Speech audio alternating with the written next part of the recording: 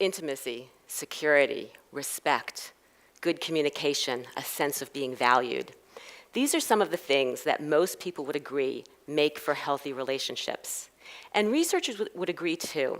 There's a large body of literature on romantic relationships that's identified the features of healthy relationships, and the list I just provided contains many of them. Researchers also agree on what makes for unhealthy relationships. Things like fighting so much that you just can't work things out, not being able to go to your partner for support when you need it, contempt, criticism, hostility, violence. When these problems happen in relationships, they can cause significant unhappiness. They can lead to the end of relationships and divorce, and they can literally make people physically and emotionally sick. This is why it's so critical that people have healthy relationships. But there's a problem. How many people know, I mean really know what to do on a day-to-day basis to create healthy relationships? My point is this: we may know what a healthy relationship looks like, but most people have no idea how to get one, and no one teaches us how to do so. We need to teach people how to have healthy relationships. Now, you know when we typically do so? After it's too late. It's called couples therapy. I do couples therapy, and it can be a wonderful thing. But many people come to couples therapy with so many ingrained problems and patterns that they just can't change. It's too late. You know when else we try to teach people how to have healthy relationships? Right before they get married. It's called premarital education. And this is a good idea. Teach people how to have a good relationship while they're still happy, presumably. And it can work, but in my opinion, it's still too late. Why? Because people have already selected the person they want to commit their life to. What if they've selected poorly? No amount of premarital education can make up for a bad partner choice. So the ways that we've tried to teach people how to have healthy relationships have been limited because they fail to address three important things: genuinely knowing what you want and need in a partner and a relationship, selecting the right person, and developing and using skills right from the beginning. And I don't mean the beginning of any particular relationship. I mean the beginning, like as soon as possible. We need to teach people, especially young people, how to have healthy relationships. Now, towards this end, my colleagues and I have developed a skills-based model of relationship functioning that we believe can help people create the things that lead to healthy relationships and reduce the behaviors that lead to unhealthy ones. We've identified 3 skills: insight, mutuality, and emotion regulation, that form the basis for what we call romantic competence. Romantic competence is the ability to function adaptively across all areas or all aspects of the relationship process, from figuring out what you need, to finding the right person, to building a healthy relationship, and to getting out of relationships that are unhealthy. I'll tell you more about the skills in a minute, but first let me say, we didn't just make this up out of the blue. We identified the skills based on a thorough review of theory and research. And the skills really represent the commonalities across the major theories and research findings on healthy relationships. And because they represent the commonalities, we think they really can help people with all the different parts of the relationship process and with all different people, whether people are in a relationship or not. So let me tell you about the skills. The first one is insight. Insight is about awareness and understanding and learning. So with insight, you'll have a better idea of who you are, what you need, what you want, why you do the things you do. So let's say you're being really snappy to your partner. With insight, you might notice or realize that it's not that your partner's doing anything, it's actually that you're really stressed out at work, and what you really need is to relax a little bit so it doesn't bleed out over into your relationship. Insight will also let you know your partner better. Let's say your partner shows up late for a date. With insight, you'll know why. For example, maybe your partner's late for everything. It's nothing about you, it's nothing about the relationship. That's just who your partner is. With insight, you'll be able to anticipate the positive and negative consequences of your behavior. For example, you'll know that if you send that nasty text, it's not going to go well.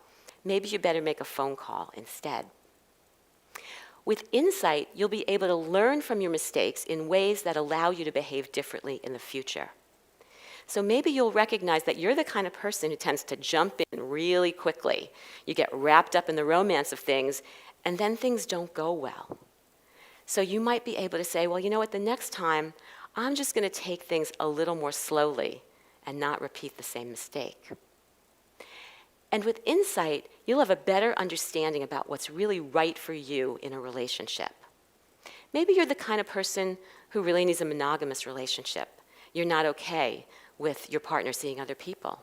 Or maybe you'll realize it's just the opposite, that you're not ready to settle down and you need a partner who's okay with that. So that's insight. The second skill is mutuality. Mutuality is about knowing that both people have needs and that both sets of needs matter. With mutuality, you'll be able to convey your own needs in a clear, direct fashion that increases the likelihood that you'll get them met. So let's say you have to go to a really stressful family event and you'd like your partner to be there with you. You might say directly, you know, this is going to be stressful for me. I'd really love for you to be there. You'll be a good buffer for me. Is there any way you can clear your schedule to come with me? With mutuality, you'll be willing to meet your partner's needs as well. Let's say you know that your partner really likes to go to the gym first thing in the morning. It makes your partner feel better the rest of the day.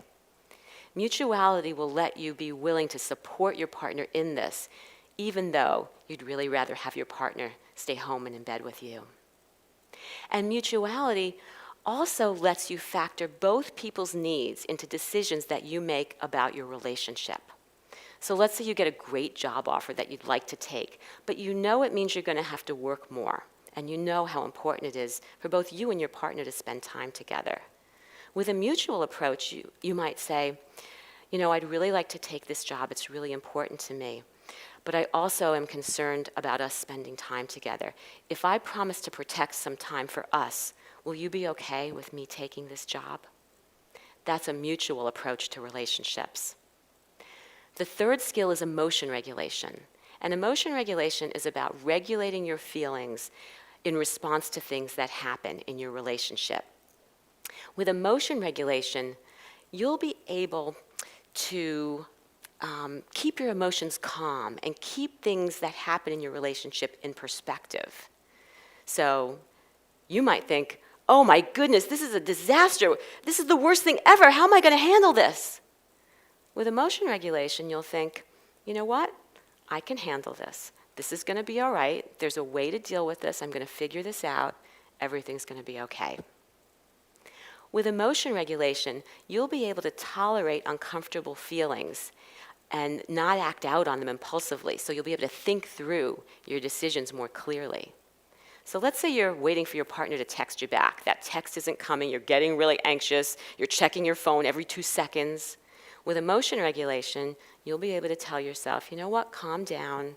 The text is going to come. I don't need to check my phone every second. I'm just going to put it away and focus on the task at hand. And with emotion regulation, you'll be able to maintain a sense of self-respect and commitment to your needs, even when bad things happen in your relationship. So let's say you have a breakup.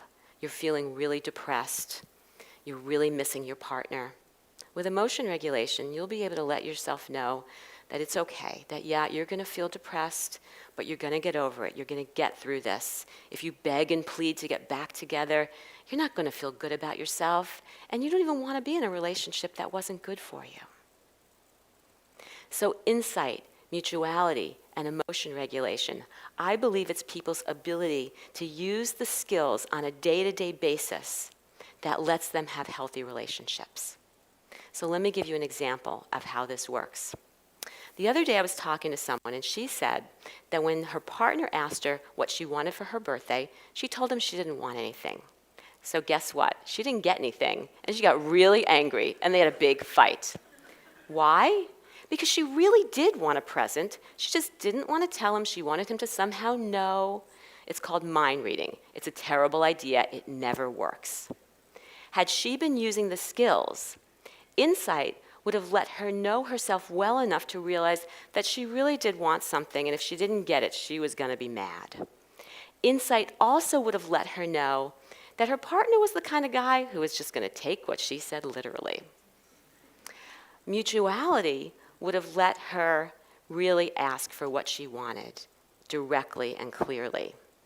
And emotion regulation would have let her deal with any feelings she was having that were getting in her way of doing that.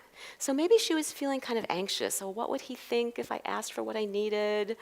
Or maybe she was feeling guilty. You know, she knows they're saving for a big trip, and she maybe thought that he would think that she was kind of greedy or something. So if she had used the skills, she would have been able to say, you know what? I know we're saving for that trip, but I really liked that necklace that we saw the other day and it wasn't that expensive. He would have gotten it for her. She would have felt respected and valued. He would have been happy. They would have felt more intimate. This whole birthday gift thing would have gone well instead of ending in a fight that could really damage their relationship. Now, this was just an anecdote. We have data to support this as well. I've been studying romantic competence, the ability for people to use insight, mutuality, and emotion regulation among young people. In one of our studies, we looked at 13 and 14-year-old girls, early adolescent girls, and we found that girls who were more romantically competent felt more secure in their relationships. They felt comfortable being close to people, they could trust people, they weren't worried about being rejected. Girls who were more romantically competent reported fewer depressive symptoms. They had better mental health. They also were more positive about their expectations about marriage in the future. They were more optimistic that it could go well. Girls with greater romantic competence were engaging in more typical romantic activities for their age, things that were normative, like dating and flirting and affectionate behaviors like hugging and kissing. And girls who were more romantically competent were engaging in fewer atypical sexual activities like sexual intercourse, which can be considered pretty risky for a 13 and 14-year-old girl.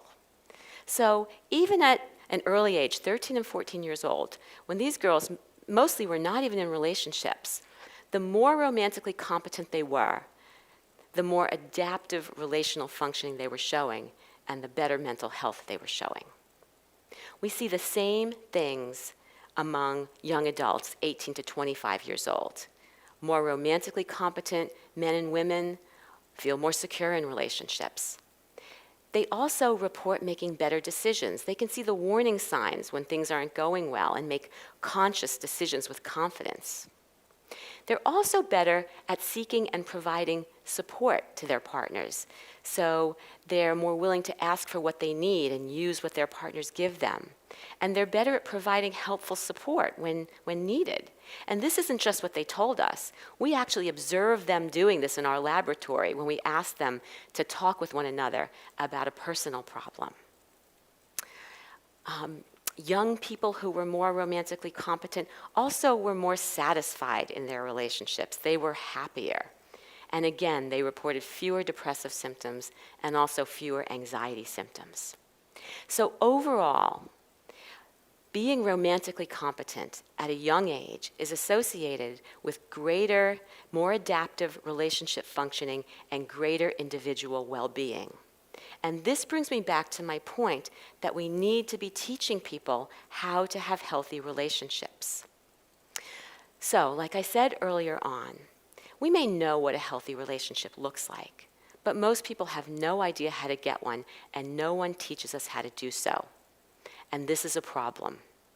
We need to help people genuinely know what they want and need in a relationship. We need to help them select the right partner. We need to help them make good decisions and deal with the challenges that relationships bring.